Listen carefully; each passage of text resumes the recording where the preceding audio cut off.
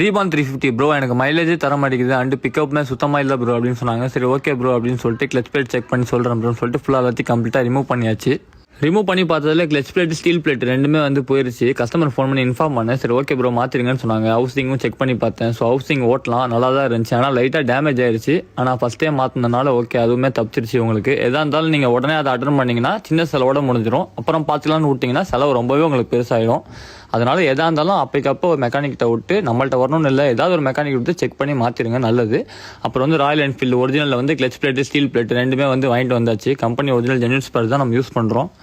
Clutch plate நீங்கள் மாற்றிட்டீங்க அப்படின்னாலே உங்களுக்கு மைலேஜ் பிக்கப் எல்லாமே வந்து சூப்பராக ஆகிடும் உங்களுக்கு வண்டிக்கு.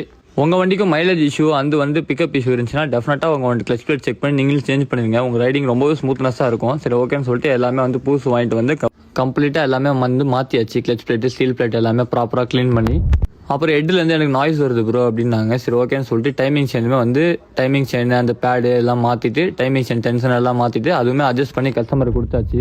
இப்போ லேட்டஸ்ட்டாக வர வண்டிக்கு எல்லாத்துக்குமே இந்த டைமிங் செயின் லூஸ் ஆகிடுச்சுன்னா ஹெட்டில் நாய்ஸ் வரும்.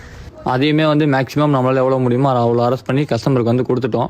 இந்த வண்டிகளுக்கு ஸ்டாண்டர்டாக ஒரு நாய்ஸ் வரும், அது ப்ராப்ளம் கிடையாது. லைட்டாக வந்தால் அது அதிகமாக வந்தால் மட்டும்தான் ப்ராப்ளம். ஸோ மற்றபடி ஒன்றும் இல்லை, அதையுமே வந்து கம்ப்ளீட்டாக பண்ணி கொடுத்தாச்சு. இந்த மாதிரி ஒர்க்லாம் நம்ம பண்ணுறோம். புல்லட் வச்சிருக்கோம் உங்கள் ஃப்ரெண்டுக்கு ஷேர் பண்ணுங்கள், நம்ம ஐடியா ஃபாலோ பண்ணுங்கள். Keep supporting Umar moto garage. நம்ம ஒர்க் எப்படி இருக்குன்றது அப்படியே கமெண்ட்டில் சொல்லிட்டு போயிடுங்க.